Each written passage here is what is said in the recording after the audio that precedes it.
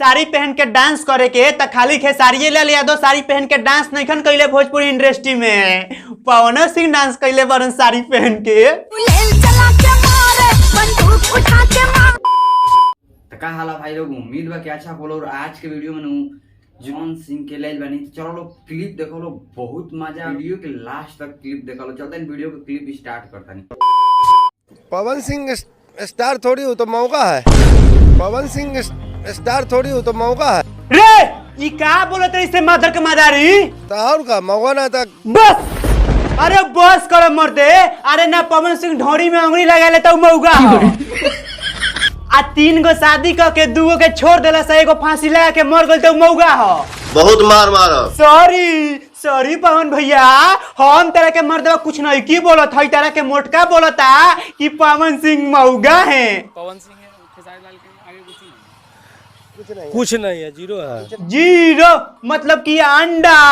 अब हम कुछ ना बोले भाई लोग, काहे से कि पवन भैया कहेलन कि किसी का भी नाम आएगा पवन सिंह के बाद आएगा। You are wrong. अरे मर्दे तू 2 क्लास लड़का ला बोली बोलता रह आ तार होने लोग मजाक उड़ावता। पवन सिंह स्टार थोड़ी हो तो मौका है।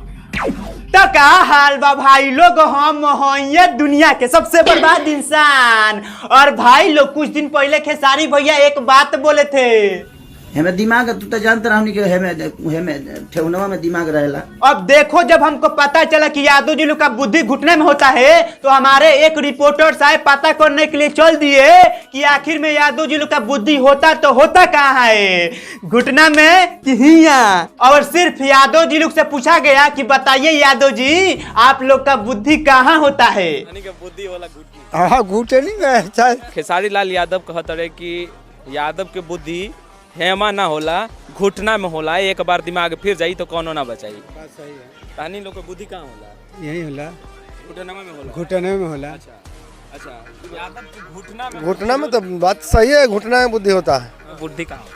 हम लोग को बुद्धि के लिए के कहावत है अहीर में कि अहीर के बुद्धि घुटना में होला और घुटना के बुद्धि महाबुद्धि में होला। यादव जी कूटा गाड़ के कहत रहे हमनी के बुद्धि हीवा ना होला, हीवा होला। एक बार से दिमाग फिर जाई फिर लठिए बोली। तब भाई लोग प्रूफ हो गई कि यादव जी लोग के बुद्धि घुटने में होला। काहे मरला जगदेव चा फालतू फालतू बात बोल रहे थे। सॉरी भाई लोग। राय जी ये बताइए खेसारी लाल यादव को पहचानते हैं? हाँ पहचानते हैं उनका। हाँ हमारे बुढ़वा बाबा खेसारी लाल यादव को पहचानते हैं। बाकी खेसारी लाल नामी है, हो गया है। जी जी जी जी।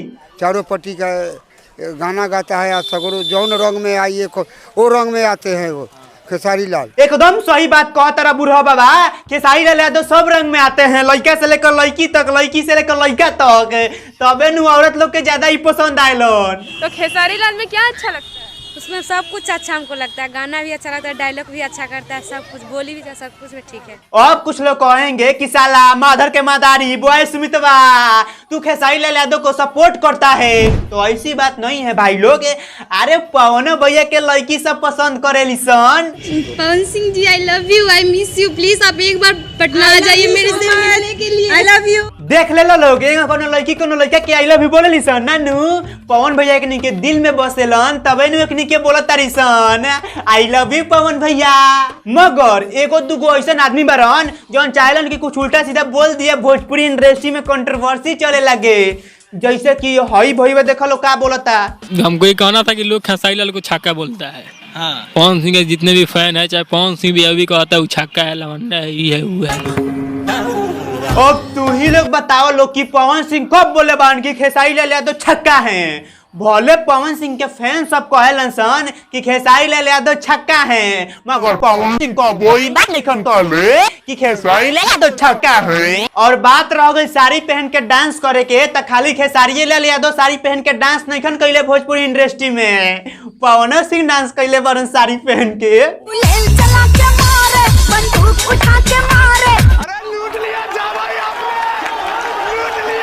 तो बस भाई लोग ये वीडियो यहीं पे खत्म होता है। तालू के वीडियो कैसा लगला प्लीज तू लोग यार कमेंट करके बताओ लोग। और भाई लोग अगर तू लोग हमसे बातचीत करे के चाहता लोग तो मर्द जाके तू लोग हमरा के इंस्टाग्राम पर फॉलो कर लो बॉयज में सर्च मार के।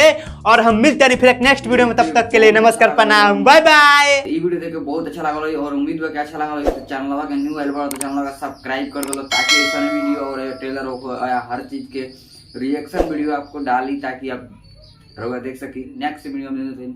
तो नमस्कार प्रणाम भाई।